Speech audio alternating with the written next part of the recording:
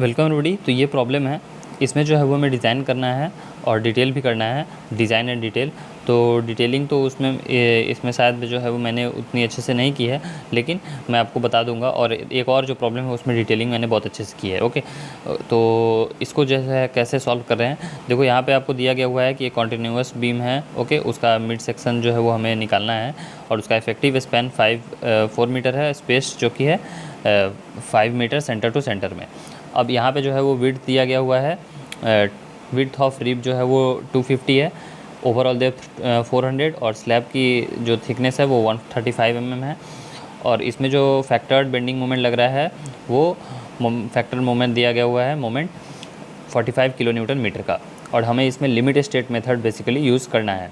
और design of shear जो है वो यहाँ नहीं पूछा गया है, तो वो मैं यहाँ पे डिज़ाइन नहीं कर रहा हूँ। ओके, तो देखो प्रॉब्लम को यहाँ पे फिर से देखते हैं कि जो है वो लेंथ आपका दिया हुआ है 5 मीटर सेंटर टू सेंटर, तो ये वाला हमारा लेंथ नहीं है, इफेक्टिव लेंथ हमारा 4 मीटर है।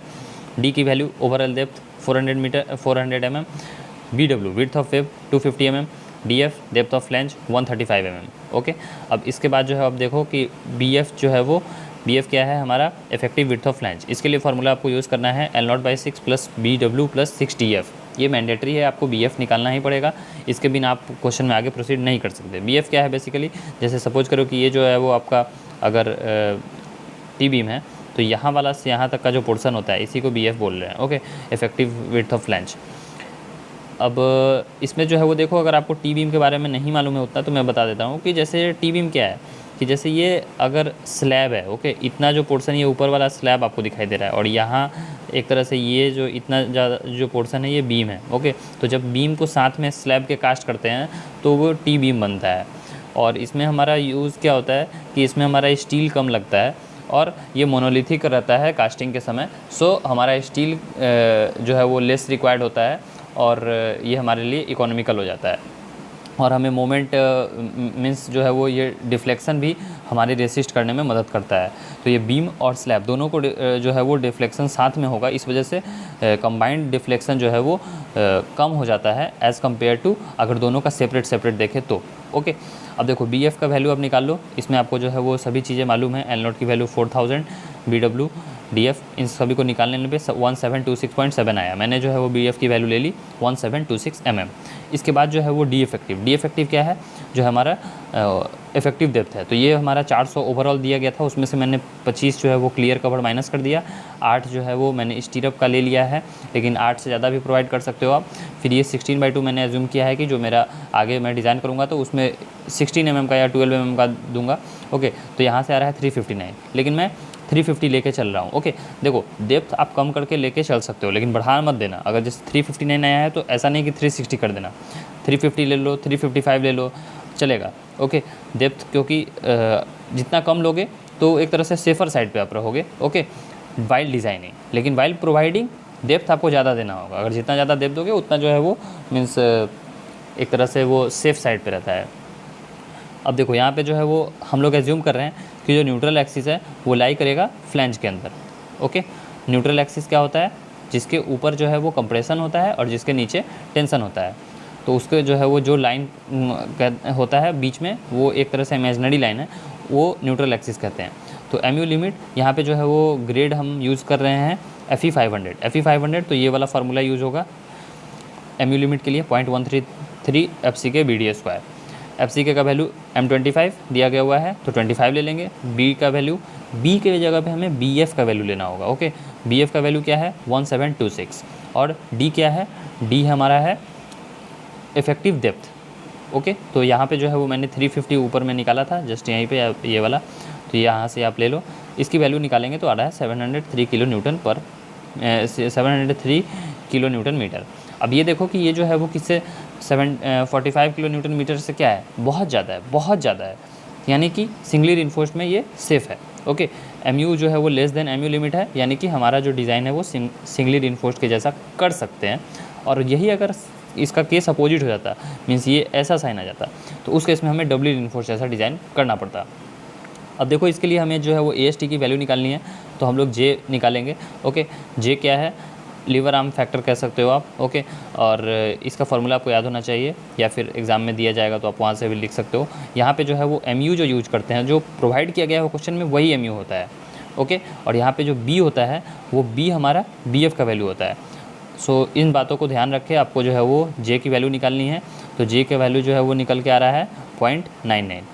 इसके आगे बढ़ते हैं तो फिर आपको जो है वो ये वाला फार्मूला पता होगा, ओके। ये while finding the moment of resistance आप यही वाला फार्मूला यूज़ कर सकते हो, ओके।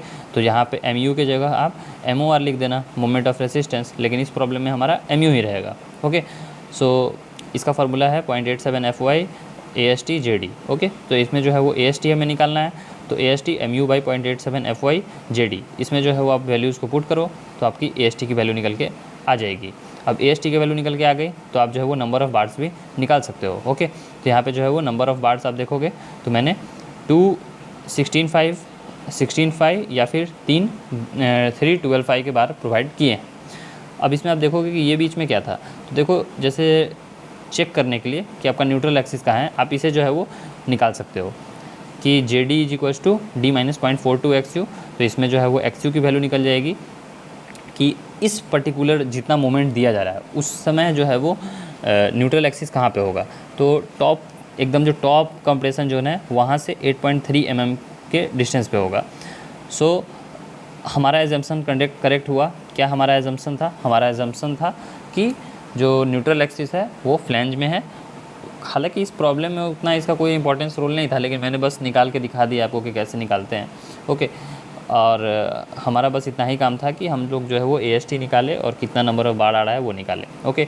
सो डिज़ाइनिंग में डिटेलिंग में देखो, डिटेलिंग में मैंने उतना अच्छे से किया नहीं है, ओके। लेकिन मैं आपको दिखा दे रहा हूँ, यहाँ पे मैं कर देता हूँ, ओके एक्चुअली।